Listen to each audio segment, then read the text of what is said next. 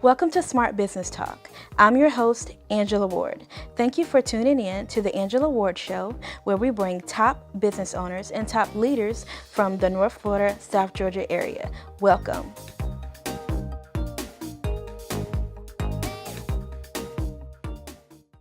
Today, it's a pleasure to have Mr. Tim Riddle, General Manager of Tourism Authority. Welcome, Mr. Riddle. How are you? I'm good, Angela. Good to see you. It's good to have you. So, tell us a little about your background. Well, I graduated from college many years ago, back in '83. Okay. Seems like a lifetime ago now. And I was an accountant, got my CPA license, and I ended up getting into the hospitality industry through. Went to work for a convention center in Chattanooga as their chief financial officer. Mm-hmm. I did that for many years, and when kind of moved up through the ranks and eventually was named general manager there. Stayed in Chattanooga for about 20 years and then went to Cave City, Kentucky. It's a very small town with huge tourism. That's where Mammoth Cave National Park is. About 750,000 people a year visit Mammoth Cave, so it's a huge tourism draw. But that experience there, before I was just facility management at Cave City, I took on the role of also running the Convention and Visitors Bureau. Okay. And that kind of, I guess, groomed me a little bit for the role I play here, because in Valdosta, I'm the general manager of the Tourism Authority, and we have 4 different areas of work. We have the Rainwater Conference Center that everybody is pretty aware of. Right. We also have the Convention and Visitors Bureau, or we call it Visit Valdosta, that organization which markets Valdosta as a destination for tourists in general. We also have 2 other things we've kind of picked up. The Valdosta-Lowndes Film Initiative is something we started about 1.5 years ago now, and its goal is to raise awareness of Valdosta in the film industry. So hopefully maybe we can get a shot or shoot production here sometime. I met with a professor yesterday that we're going to have on to talk about that. Well, we have several parties around that table. Valdosta State, Wiregrass are both represented there. A lot of the chamber, a lot of different entities represented around that table. And in addition to the film initiative, we also support and fund the Valdosta-Lowndes Sports Commission, whose primary purpose is to try to both retain and recruit sporting events to Valdosta. And we've done a lot more work with that. I guess as the Tourism Authority, we've gotten a little more involved in the Sports Commission. Okay. They have an independent board, but we work more together. I actually go on some sales trips now with George Page, who's the Parks and Rec Director in Valdosta. So it's kind of a joint effort of those 2 agencies, and we went to Michigan last year on a sales trip. We're going to go to California this year on a sales trip to recruit more sporting events to Valdosta. So that's kind of the 4 areas of work. You know, went from accounting to hospitality, and now here involved in, I guess, 4 different areas of work. So it better prepared you for this area. It did, all that experience, like I said, and I tell people it's hard to say what you're going to do every day when you go to work as a general manager, but the conference center itself probably does take up 70-75% of my time, and the rest of it spread out among the other entities, so to speak. So. Okay, so if you have someone that is wanting to visit Valdosta or perhaps move here, what would you tell them to attract them to the city? Well, as far as someone wanting to visit, goes without saying. Wild Adventures is the anchor attraction for our area. We all take it for granted because we live here. But the fact is, there's not another city our size that has a theme park like Wild Adventures, and we're very fortunate because I mentioned Mammoth Cave and the visitation they draw to Central Kentucky. Wild Adventures, is our cash cow, if you will, in Valdosta for tourism, and they draw, 500,000 to 700,000 people a year, and all the room nights and all the hotel spending and restaurant spending and shopping that goes with it. So they're definitely the main anchor attraction. But Valdosta has a lot of good things. Just I always say, if you make a place a good place to live, it'll be a place that people want to visit. That's why the Tourism Authority also supports things like Peach State Summer Theater, the Azalea Festival, kind of quality of life amenities. If you have good amenities in your community, it makes it attractive not only to live but also to visit. So we support other efforts that aren't always about heads in beds and bringing visitors. That's our primary purpose, but we support a lot of other things around town just to kind of hopefully have a good quality of life for our citizens, which again helps us draw visitors. So tell us about some of the amenities that the Rainwater Center has. As far as Rainwater Conference Center goes, it's 16 years old now, opened in 2000, and it's a first-class meeting facility. And very beautiful too. It is, and we're proud of the fact that in the last 3 years we've put about $500,000 into it in terms of refurbishing new carpet, new furniture, new paint, new parking lot resurfacing. Last year we did a new roof, which people don't see, but still have to have a roof. Can't have meetings with water coming in the room. So and we're committed, and our board is committed. We're actually going to spend in this fiscal year another $257,000 on continuing refurbishment of some HVAC. Again, some behind the scenes stuff, some new equipment for the kitchen. The public will notice we're going to put some automatic opening doors in and redo some lighting and some other things. But there's some things the public will notice. Upscaling the place. Yeah, the fact is we use that word a lot, upscale, and we've kind of got a mantra. A lot of the building is carpeted, some of it's concrete. Our mantra is if it's on carpet, it's upscale. If you see a trash can on carpet, it's going to be skirted and wrapped.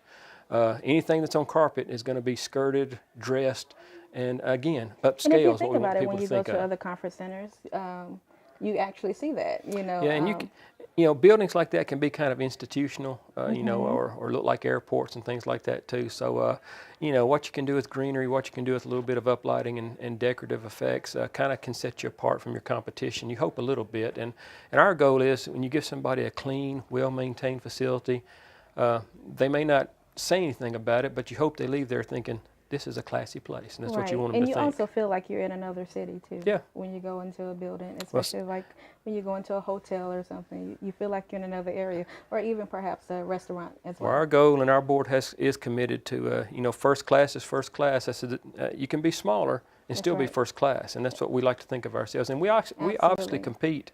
I tell people we don't compete with other conference centers as much as we compete with large hotels that have meeting space in Atlanta and Savannah. And so when you're competing against the Marriotts and the Renaissances and the Wyndhams of the world and Westons, you've got to be first class to get that conference when you're trying to woo conferences from those cities to Valdosta. Right.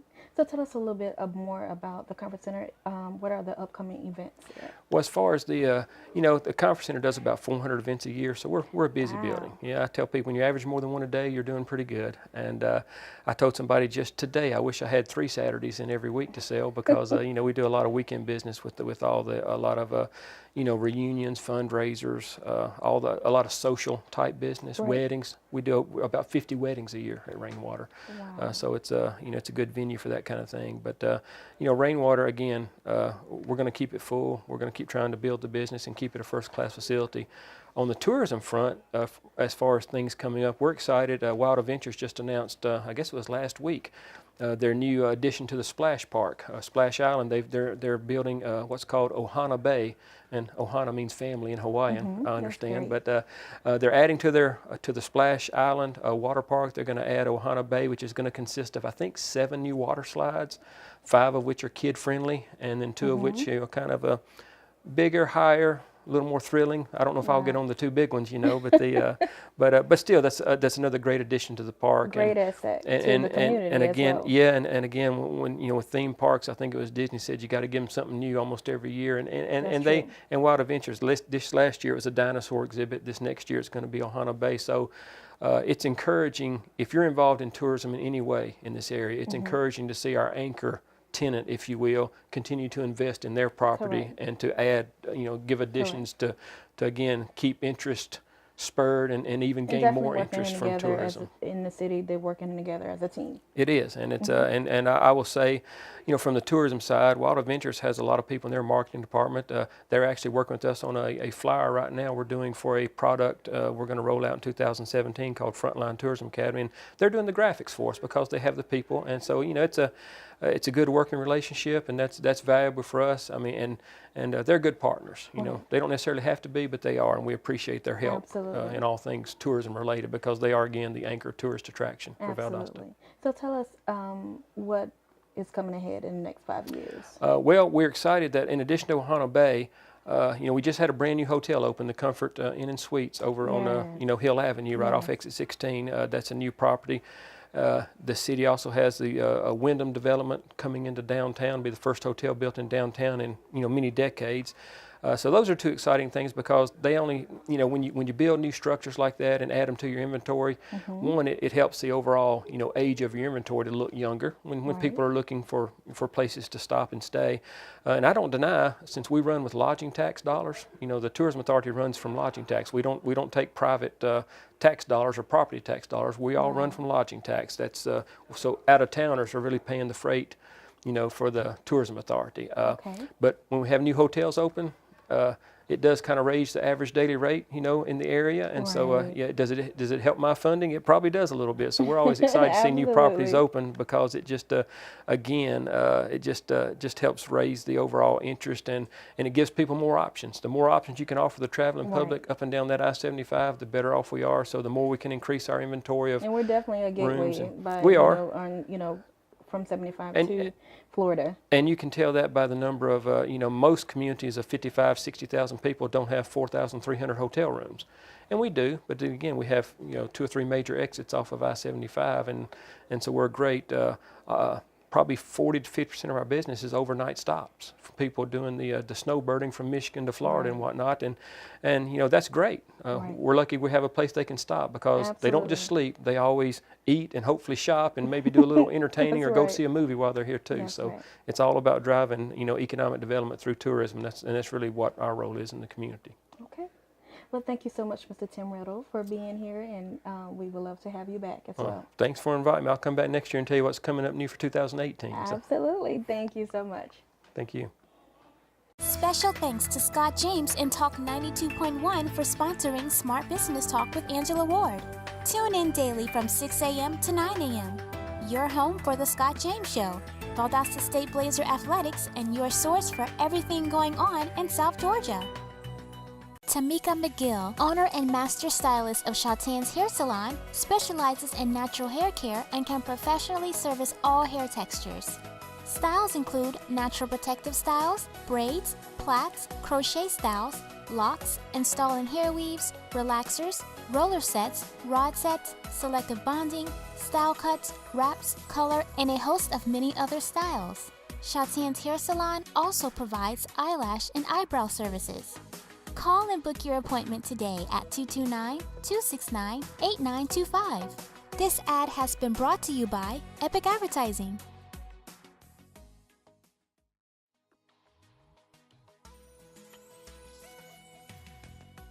We are honored to have Ms. Deidra White, that is running for State Representative, District 177 for Lowndes County. Welcome, Ms. Deidra. Hello, thank you, Angela. It's good to have you on the show. Thank you so much for having me on your show. I'm glad to have you. I am very excited to learn that you are actually broadcasting from our beautiful, historic downtown Valdosta, because you may not know, but just across the street is where for the past 10 years I've worked and lived. And so you're actually in my neighborhood right now. All I had to do was Really? walk across the street. Are you serious? Yes. Well, that's great. So that's very exciting to me to know that you're brought more industry to downtown. Absolutely. And I'm happy to do it. It's very new, and it's a great experience.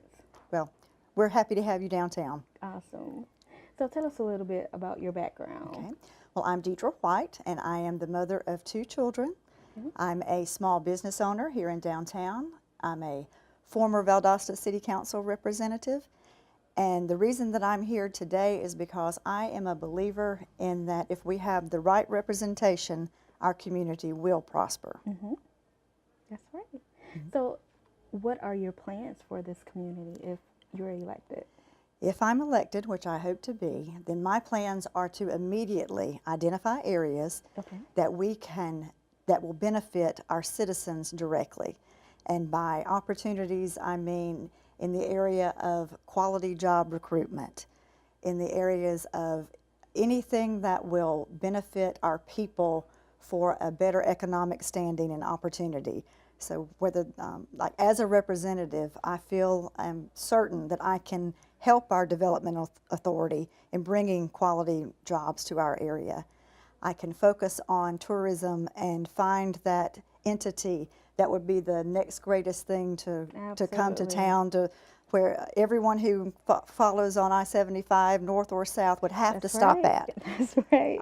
In the areas of educational programs that would benefit our students of all ages, and not only recruit new industry and jobs and programs that will benefit our citizens, but as well as to build on what we already have. Like we already have substantial institutions of higher learning, and so not only protect those that we already have established, but expand them. Find those areas of opportunity that VSU and Wiregrass and even Georgia Military College can expand upon, and although with the focus of job opportunities. I think that economic prosperity helps every individual and Definitely. family in our community. Definitely. So that's my primary would focus. you collaborate with other groups in Lowndes County as well? I would collaborate with anyone that we can team up, because we don't need to remake the wheel. That's right. But what I feel like that we're missing are a couple, two simple areas.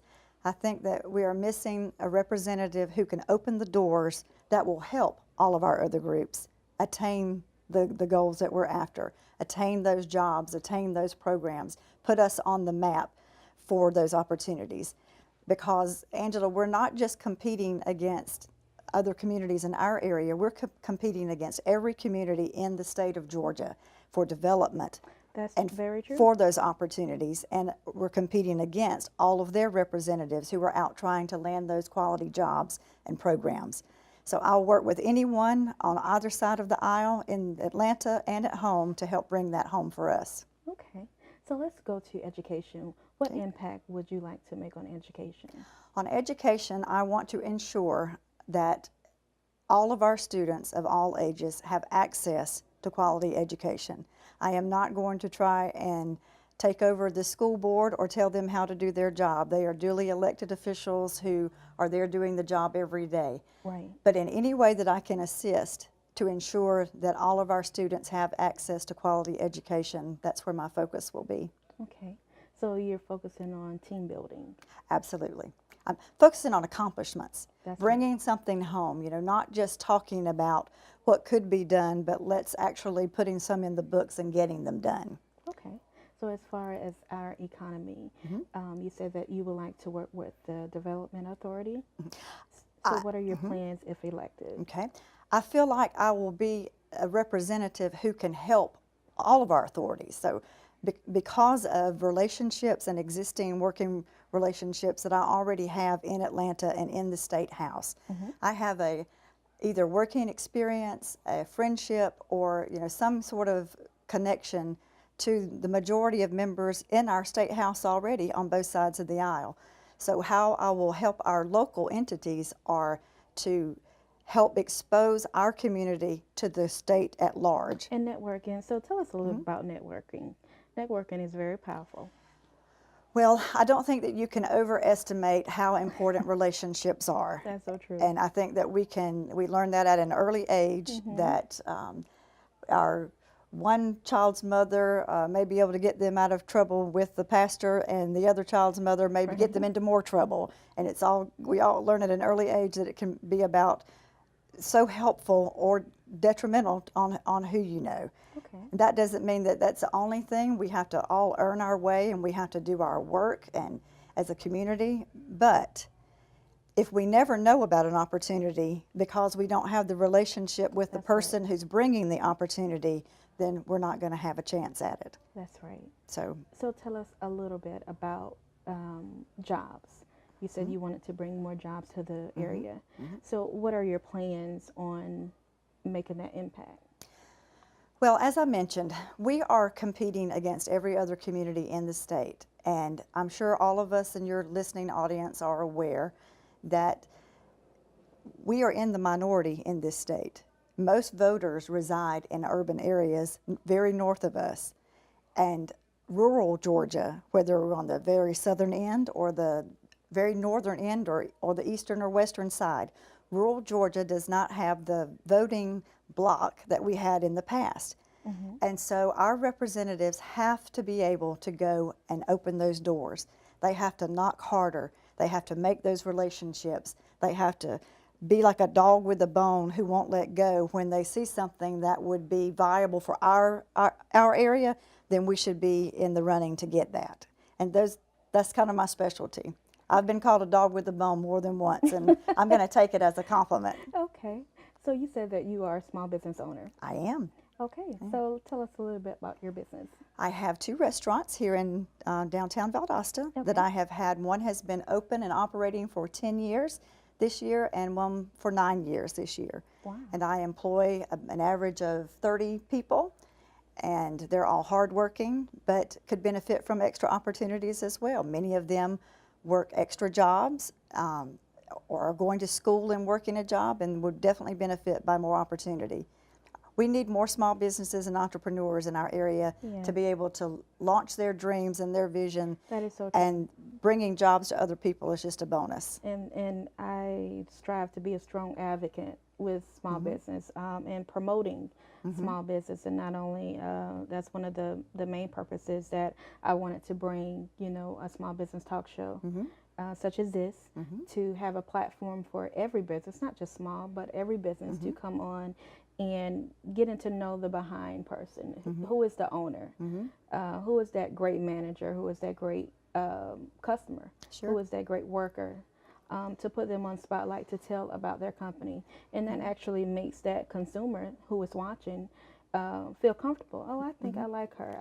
Deidra, she seems very sweet. I think I want to visit her restaurant. So that's the impact that I hope to make. Well, not only that, but you're impacting because you're showing other people it can be done. That's and right. And a path to take their chance or take their dream or vision that would do well in our area, and a platform that to be able to launch that, and those who have gone before you, if you will. That's And right. I say experience, and I think you called it networking, but all of those things. So what you're doing, you're just networking at a greater, broader level than one-on-one, and that's wonderful. And I do want to make a comment on, you know, it is hard. Everybody, you know, have to put in their work. And I think when you having a small business, you know, every day is work day for you. So I strongly suggest anybody that is, you know, considering starting a small business, or even, you know, perhaps working for a small business owner, you have to put in just as much work as that owner. Well, for sure, if you're the owner and where the buck stops with you, and you have other people who are dependent on their livelihood and their family's income, you certainly take that responsibility to heart, and it's something that you wake up every morning with and you go to bed with every night. How can I do better and be better? And well, I realize I made that mistake, so let me remember not to make that mistake again. And it's all about learning and growing and being persistent. Right, and it feels good to know that you as a business owner, and you as a person that is running for election, to know that you feel this way about small business owners, because we want that person or individual to speak out and have that voice for every business. Well, people may reflect on like the jobs that are in our area and available now, and so I'd like to give a shout out for our small businesses like about this time, because it has been tough on all businesses, but most certainly your mom and pop and small businesses who employ, you know, I employ an average of 30 people. Well, those are 30 jobs that my people really needed through these hard times of recessionary times. And, you know, we're in a small town already, or mid-sized town. So any business and family or individual that supplies those jobs, even though they're not the high-paying jobs that we really need to attract so the majority of our people can support their families on a good income, they still have served to provide a good service and good jobs for our community. And we need to keep supporting that industry so that it can grow. That is so true. And when you impact one family, that's making a great. That's right. That's great. That's itself. One less person and one less need. Exactly. Of someone struggling, right? Well, thank you so much for being here, Ms. White. Well, I have enjoyed it. And I wish it. you the very best in the election, and I hope to see you again and also have you on the show. Thank you so much. I've enjoyed it. Thanks for having me. You're more than welcome. Y'all have a good night. Need new furniture? With great values plus hometown service and budget-friendly finance options, you'll find your perfect match at Badcock. You'll love that Badcock has a finance plan for every budget, like pay no interest for up to 24 months. Badcock and more makes it easy.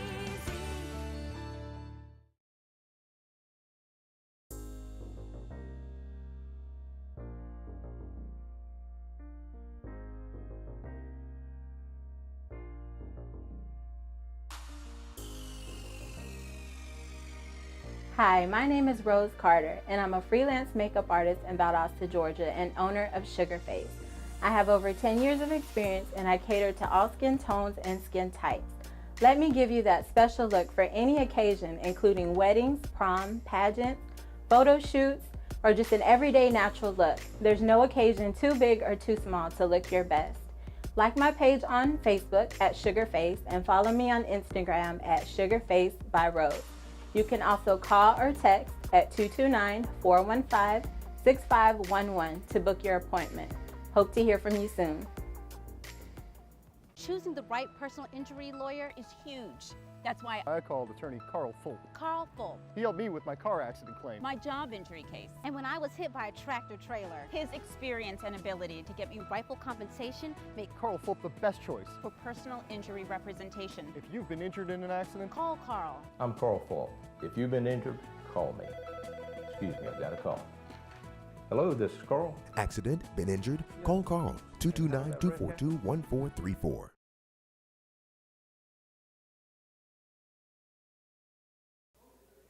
I am truly honored to have Mr. Ashley Paulk, that is running for sheriff for Lowndes County.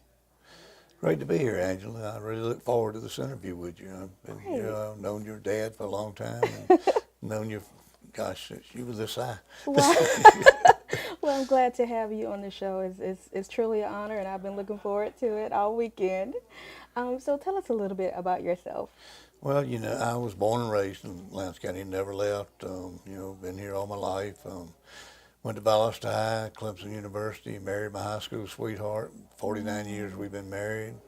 Blessed with 5 children, 23 grandchildren. And of course, I was sheriff for 16 years and thought I wanted to slow down a little bit. And then I ran for county commission chairman. I was chairman of the county commission for 4 years. And I'm the probably the only commission chairman that never built a building I tore down to, because I was there during the recession, so it was awfully tough times. Okay, so you said that you are running for re-election, and you've already been 16 years. That's a long time. Yeah, I've had I retired in 2008. And I've been out of it 8 years, and I've just seen some more things I feel like I need to do at the sheriff's office. Some very important things. I had a work program that got people out of jail and got them jobs. Oh, that'd and, be great. You know, if you're sitting in jail and got child support, how do you pay it if you don't have a job? And you get out and you don't find a job, you're in a revolving door. That's right. And so I want to bring back the work program I had that, you know, that had people working while they were in jail. And that would truly make an impact. Oh yeah, they were, you know, they were working while they're in jail, and the day they got out, they still had the same job. You know, most of their child support was caught up, or their fines. And you know, people ask me, said, why are you going back down there with all those terrible people? Most of the people down there in the Lowndes County Jail are good people, made bad mistakes. And they can be rehabilitated. That's true.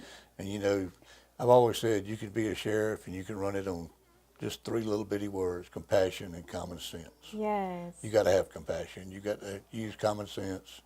So for our viewers, let everyone know what is the job consist of sheriff. You know, the sheriff is the highest law enforcement officer in the county. You're there to enforce the law, all the laws of the state of Georgia. You're different from a police chief. A police chief works for, you know, city council. And sheriff works for all the people of the county, the city and the county. You know, people say, well, can I vote for the sheriff? I live in the city. Well, you live in the county if you live in the city. And That's so, right. But you know, you've got, it's a big job. It's the largest budget in the county, almost $20 million out of, you know, out of the county budget. So you've got to be a business person too. You've got to be a good steward of money. When I was there in my term, I brought in over $97 million. Wow. You know, I took it out of the drug dealers' pockets, and that is we worked hard. phenomenal. But you know, a sheriff should all be very careful on how he spends the people's money, and you should generate as much money as you can, you know, from the drug dealers and places like that. Also, you know, through the work programs that generated money, but it also saved over $1 million on jail operations. Yes. So I plan to cut the existing budget right now by $500,000 for 60 days I'm there. That's $8,000 a day. And I can do it. I mean, I know how to do it. I know where it is. And I know how to get back. You know, it used to be. You have the experience. Yes, it used to be when you rode around, you rode up behind a patrol car, it said bought with seized funds. You don't see that anymore. Now You know, to think about it, you don't. They don't put it on the one that said bought with your tax money.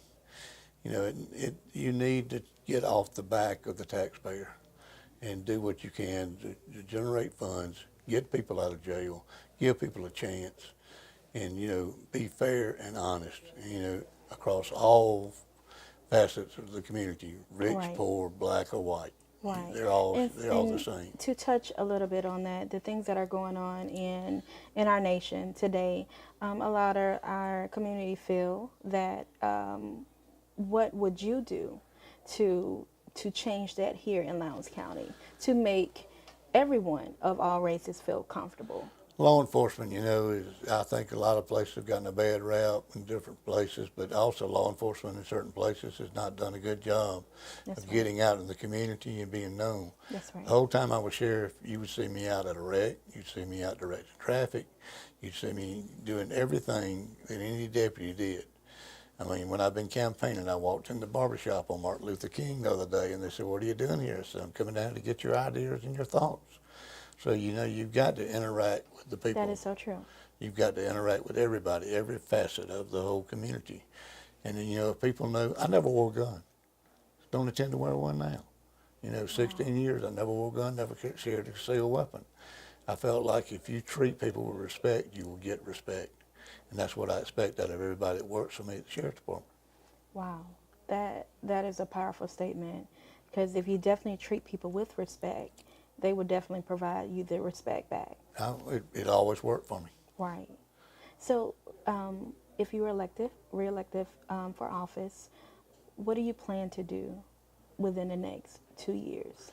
I'm going to build back. The first thing is that job program. I got to get these people where they got something to look forward to get their head above water. There's a lot less people patrolling the county.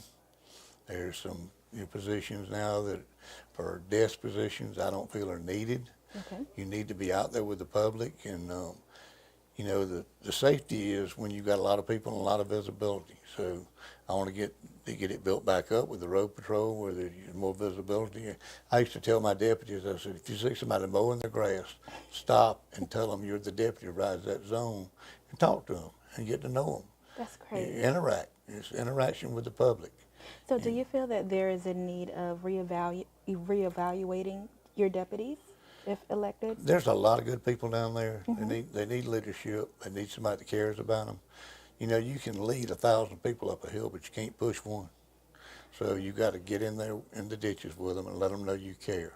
I mean, I always came to work 5:30 in the morning. Mm-hmm. And very rarely before 8:30 at night was I gone. I had strict orders to keep me, that knew anything bad that was going on, anything.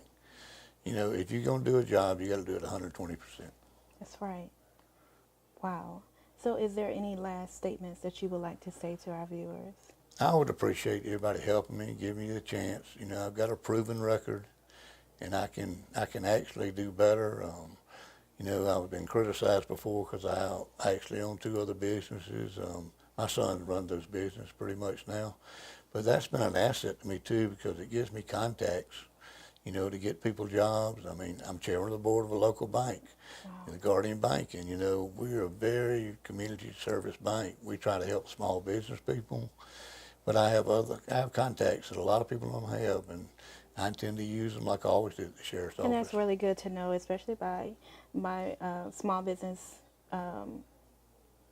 goals to have that community support, and to hear you as running for re-election, and to know that you are a small business owner as well, it just means a lot, especially by being Epic Advertising is a small business, and to know that we have that support from our elected officials is a huge, it's awesome. And another thing I had too, I always had a great relationship with all the other police agencies. I mean, when I was there, we were known nationwide as a first-class sheriff's department. I mean, we worked with the Federal Bureau of Investigation, the Secret Service, worked very closely with the El Paso Information Center, and then all the local police jurisdictions. We had a great relationship, and I intend to build this relationship And back. have you done anything in the school systems when you were previous sheriff? When I first took office, I put a deputy on every campus. This was prior to resource officers. Wow. These were deputies. I said, go to the school every morning, every afternoon, and we didn't have resource officers. Of course, it evolved into resource officers where the school system helped pay their salary, and they stayed there full time. But we did a lot of firsts. We were the first sheriff's department in Georgia to have cameras in the car. I'm very adamant about cameras and recordings and everything else. They don't lie. That's right. right. And they're a very good tool. And I want the body cameras on all the people. That's right. And but we did a lot of firsts. We had the crime lab, which is local now. It's a joint crime lab. I started the first crime lab in the sheriff's department. And this crime lab, when they started the joint crime lab, a lot of the equipment came out of the sheriff's department. That's great. Millions of dollars worth of it. Wow. So we can definitely say that you made a huge impact on Lowndes County. Well, I love Lowndes County, and I would love to be able to come back and do a little more. I mean, I want to give back. Right. So we definitely would like to wish you every luck in your re-election, and we would love to have you back on. And whenever you feel, if you want to talk about what's going on, if you should be elected again, let us know. Anytime that you'd like to come back on the show. You've got my cell number. You know how to call me.